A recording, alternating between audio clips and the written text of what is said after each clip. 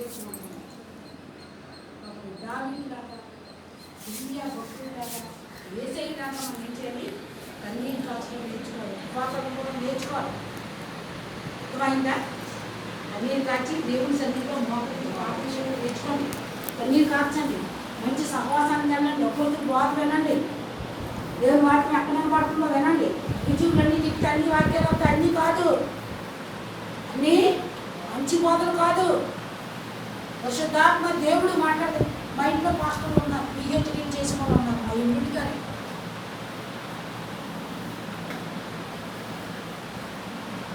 మా ఫ్యామిలీ అంతా చాలా మంది ప్రసంగాలు చేసేవాళ్ళు, దేవుడు నమ్ముకున్నవాడే, అమ్మగా వృద్ధి చేసేవాళ్ళు.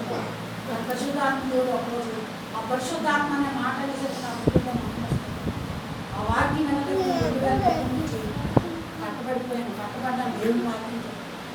ఆ పరిశుద్ధత నేర్చుకోవడానికి ప్రయత్నిస్తున్నాను. అన్ని బోధలు కాదు, దొంగ భక్తులు ఉన్నారని బాధ్యతలను తీసుకెళ్తాను. జాగ్రత్త, దొంగ సేవకులు, దొంగ భక్తులు, వేషధారణ, గొర్రెలు కప్పుకున్నా జాగ్రత్త, పై చూసి మోసపోకండి. సమూయేలు దావీదు కోసం పంపించినప్పుడు ఏం చెప్తున్నాడు? పై రూపాన్ని చూసి లక్ష్య పెట్టొద్దు. మన దేవుడు అంతరంగా చూసి దేవుడు పరిశుద్ధుడు, వారు పీల్చకు జీవం పట్టుకుంటాడు. జాగ్రత్త. కాబట్టి ఈ కనిపెట్టి పరిశుద్ధాత్మను పొందుకున్నారు. మేడగది మీద అందులో యేసుకని మరీ కూడా ఉన్నారు. జాగ్రత్త. ఏం ప్రార్థన చేస్తున్నారు? కనిపెట్టి ప్రార్థన చేస్తే మాకు బతికి ఎక్కడ మారుతుంది? ఏం మారలేదు.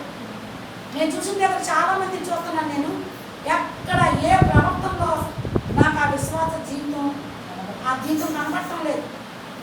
అయినా దేవుని స్తోత్రం. ఎందుకంటే చెప్పడం పాలించేది ప్రభు. కాబట్టి ఎవడో తప్పట్లేదు, మా చర్చికి వెళ్ళిపోవాలా, వెళ్ళకపోతే పాస్టర్ గారు తప్పట్టానండి ఇలాగ అంటున్నారని నేను పాస్టర్ ట్రైనింగ్ చేశాను. దేవుని స్తోత్రం కనుక ఇప్పుడు ఎవరైనా చచ్చిపోతే నన్ను పిల్లలు వచ్చి ప్రార్థించాలి. నేను బలియలు చేస్తాను, భయం లేదు. ఎందుకంటే నర్సులు అంటే పచ్చి రక్తం తోగుతారు, నర్సులు అంటే పచ్చి రక్తం తోగుతారు, భయం ఉండదు. ఆ మార్చిలో నేను పనిచేశాను, చచ్చిపోయిన సవాల్ దగ్గర ఉండి కానీ ఎనాటమీ ల్యాబొరేటరీకి చచ్చిపోయిన సవాళ్ళని తప్పెడతారు. ఇలా బల్లల మీద వేస్తారు డాక్టర్లు చేసుకోండి.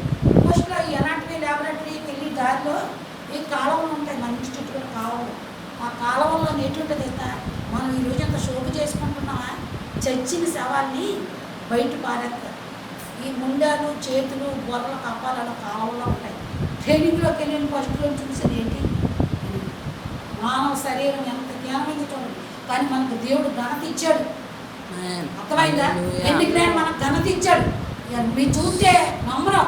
ఆ కాలంలో ఉంటే ఎప్పుడైతే లేదో నేను ట్రైనింగ్కి వెళ్ళి కొత్తలో మార్చులు అలా పడుకోబెట్టేస్తాను. సవాలన్నింటినీ డాక్టర్లు చేసుకున్నారు. ఫార్ములిన్ అని మా దగ్గర లోషన్ ఉంటుంది, అది తాగేసాడు అలా డబ్బాకు రంగులు పెట్టుకుని పోతుంటాడు.